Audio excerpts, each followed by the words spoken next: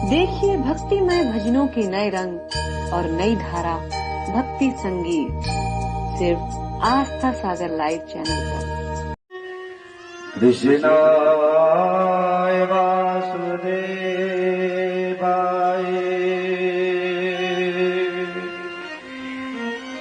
हरे परमात्मा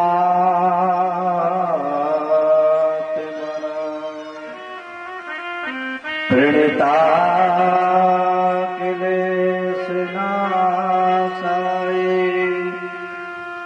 गोविंदाय नमो नमः।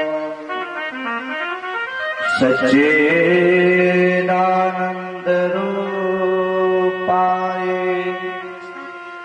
विशोधपत्यादिहेतवे तापत्रयो विनाशाय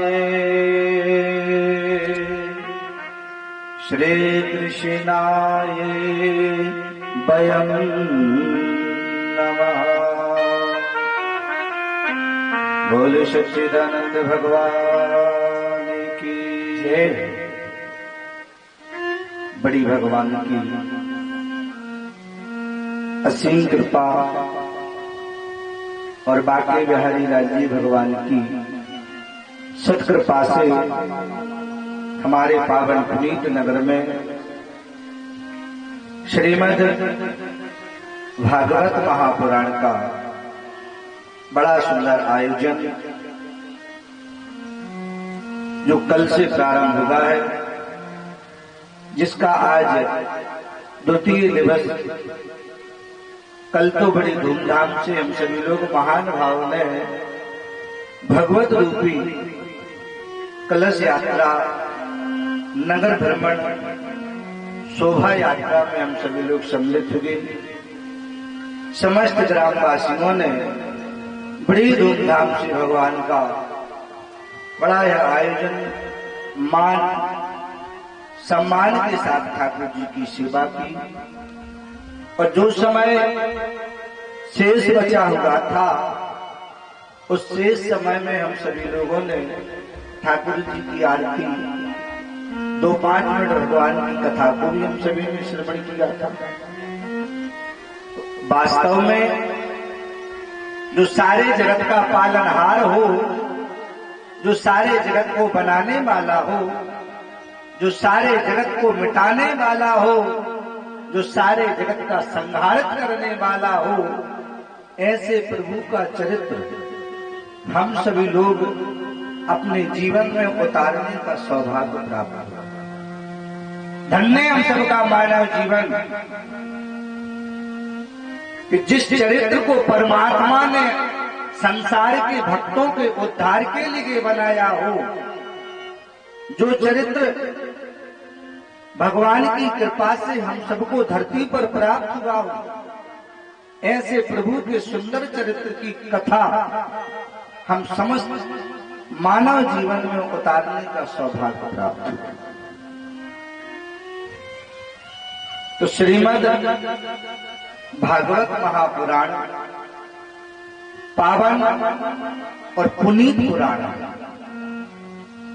श्रीमद् भागवत महापुराण में 4 वेद, 6 शास्त्र, 18 पुराण इस ग्रंथ के अंदर समाहित है।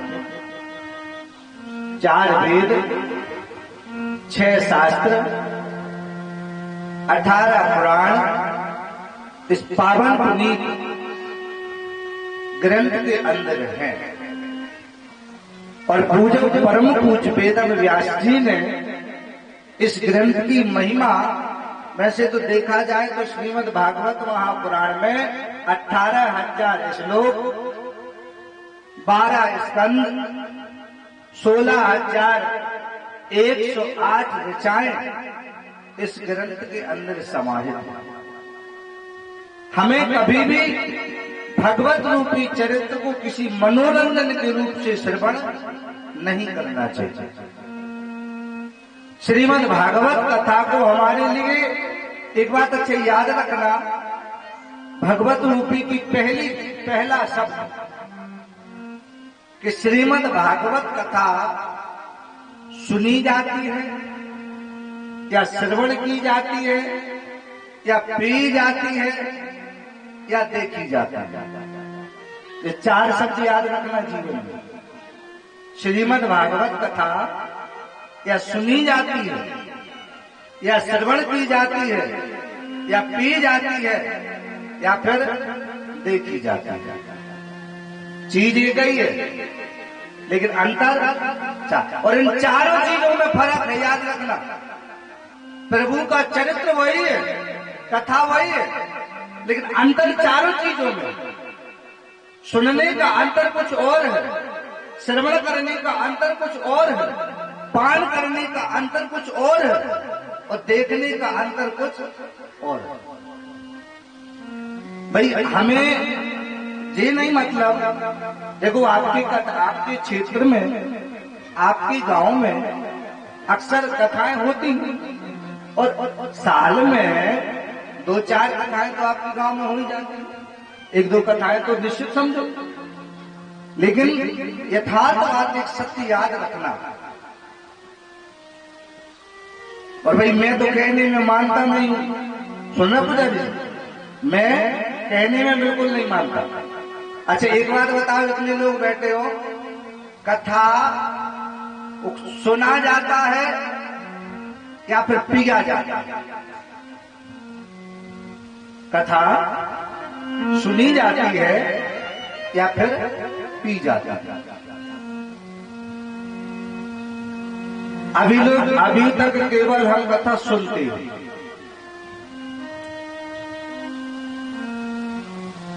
क्या करते? सुनते। तो भगवान की कथा प्यारी, याद रखना, सुनने वाली चीज नहीं है। क्योंकि जो प्रभु की कथा सुनता है उसका दूसरा कनेक्शन रहता है। और चीज कहां से सुनी जाती है? भगवान ने शरीर में 2 कान दिए हैं, तो प्रभु की कथा कानों से सुनी जाती है। और सुनने वाली चीज प्यारे तुम्हारे मानव जीवन के भाग्य का परिवर्तन नहीं कर सकता, तुम्हारे चरित्र को जीवन में बदल नहीं सकते। सुनने वाली चीज तुम्हारी सत्य का मार्ग नहीं दिखा सकता। सुनने वाला चरित्र, सुनने वाली कथा तुम्हारे लिए जीवन की अनमोल चीज नहीं हो सकती। और अभी तक केवल हमने कथा सुनी है, और सुनी हुई चीज जीवन में आपका परिवर्तन नहीं कर सकता। क्योंकि यहां से सुनोगे और यहां से निकल जाएगा। और जो चरित्र, जो कथा, सुनी हुई चीज निकल जाए, वो तुम्हारे जीवन का परिवर्तन नहीं। फिर एक बात विचार करोगे, जैसे ठीक है यहां सुनने आए हो तो कथा तो सुनेंगे, तो कहने का मतलब है भगवान की बस सब कुछ कानों से सुनना, लेकिन प्रभु का चरित्र कभी कानों से नहीं सुनना। सब कुछ कान से श्रवण कर,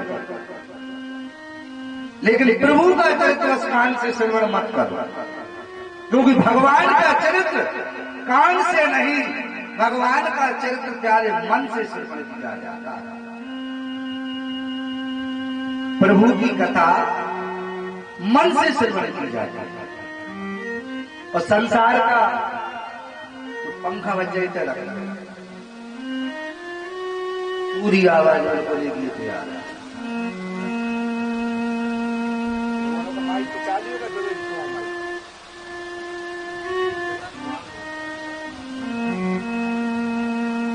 कलम के सब कीर्तनम, श्रीमद् भागवत कथा क्लेशों को काटने वाली है।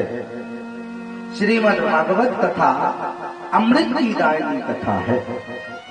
श्रीमद् भागवत कथा मुक्ति की प्रदायनी कथा। भगवान का चरित्र कानों से नहीं, भगवान का चरित्र मन से श्रवण किया जाता है। क्योंकि वेद कहता है मन के हारे हार है मन के जीते जीत और मन ही मिलाए राम से मन ही करे भजी। अयोध्या जैसी नगरी की बीच सभा में एक नहीं सम्राट चक्रवर्ती दिग्गज राजा बैठे हुए थे। अयोध्या के बीच छतरी कुल का सूरज का आन की शान बनाने वाले राघवेंद्र सरकार अयोध्या जैसी सभा में विराजमान है। चौकड़ी राज्य करने वाले लंका जैसे रावण का भाई विभीषण अयोध्या की सभा में विराजमान है। हम तो इस सागर से एक नदी को पार नहीं कर सकते और जो सारे ब्रह्मांड को पार करने वाला है, ऐसे ब्रह्मांड नायक को पार कराने वाला चक्रवेंद्र राजा केवट जैसा राजा उस अयोध्या में विराजमान है। एक से एक दिग्गज राजा अयोध्या की सभा में बैठे हुए और उस सभा में राम जी ने सबको राज्य दिया, सबको सब कुछ दिया। एकांत में दूर हनुमान जी महाराज गद्दी पर बैठे और जब सबने इस बात को विचार किया कि राम जी ने सबको सब कुछ दे दिया, लेकिन जिन हनुमान जी ने राम जी की सेवा सबसे ज्यादा की, जिन हनुमान जी ने 400 इतना कोस का समुद्र जैसा लांग कर जानकी का पता लगाया, सोने जैसी लंका को पल भर में राख बनाया, ऐसे सेवा के लिए भगवान ने कुछ भी नहीं दिया। और जब कुछ नहीं दिया, राम जी के पास कुछ बचा ही नहीं। और जब राम जी के पास कुछ नहीं बचा, राम जी ने जानकी जी की ओर नजर डाली और जानकी जी को देखा। और जो जानकी जी की ओर देखा, जानकी जी समझ गई राघवेंद्र सरकार इशारा कर रहे हैं अपनी भक्ति के लिए कुछ दे दो। अब दे क्या दे?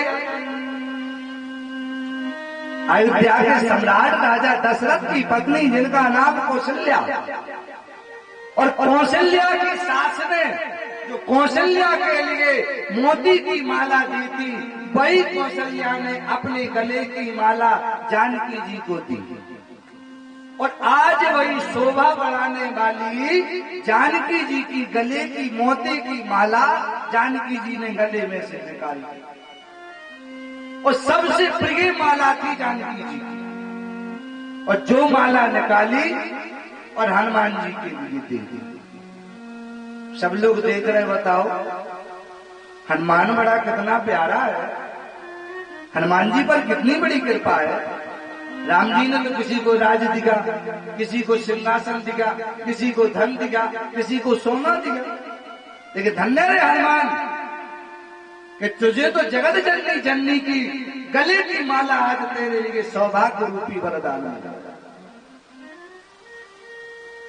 लेकिन जो माला मिली, हनुमान जी ने पहले तो माला को प्रणाम किया, प्रणाम करके उस माला को चारों तरफ घुमाया और जो माला चारों तरफ घुमाई उस माला में कुछ दिखाई नहीं।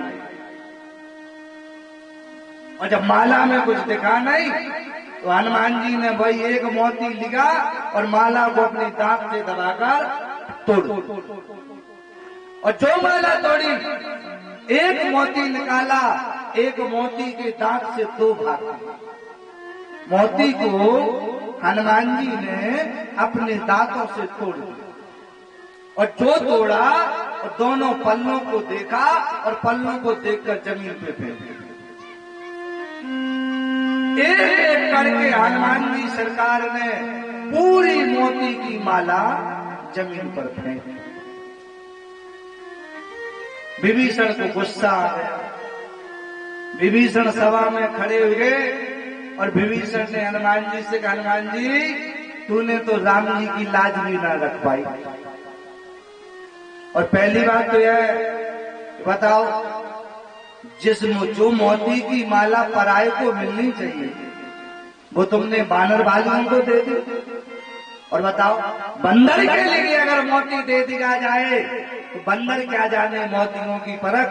मोती तो हमें मिलना चाहिए, लेकिन तुमने हनुमान जी को दे दिया। पूरे मोती जमीन पर फेंके।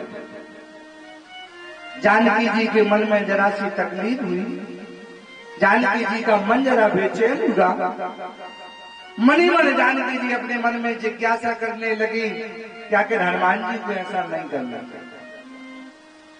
राम जी की ओर नजर डाली, राम जी ने कहा चिंता मत करो, मेरा भक्त है, और भक्त नहीं वो तो मेरा सगा भाई जैसा है। और अगर आज हनुमान जी ने इन मोतियों को पर भी जमीन पर फेंका है तो कुछ ना कुछ तो हनुमान जी के मन में है। वरना हनुमंत अनंत बलवंत संत श्री हनुमंत, जिनके लिए संत की उपाधि दी गई हो, और संत कभी बिना विचारे ऐसा काम जीवन में नहीं कर सकता, कभी कर ही नहीं सकते। पूरे मोती। जानकी जी बोले राम हनुमान जी एक बात बताओ, तुमने माला अगर तुम्हारे लिए अच्छी नहीं लगती तो किसी और को दे देते, लेकिन तुमने एक मोती कम से कम 1000 या 2000 की कीमत का है, और तुमने इतनी कीमती माला तोड़ के फेंकी। और फेंकी क्यों?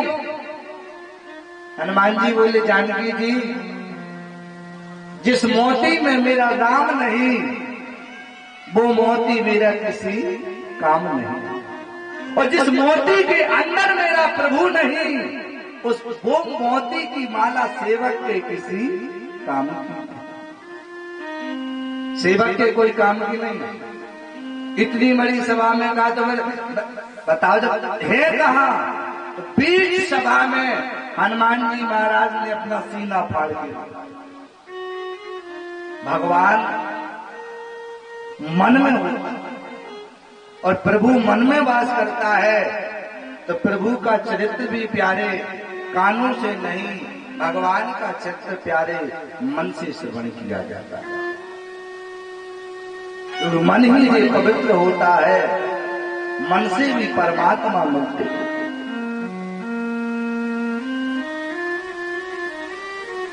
राम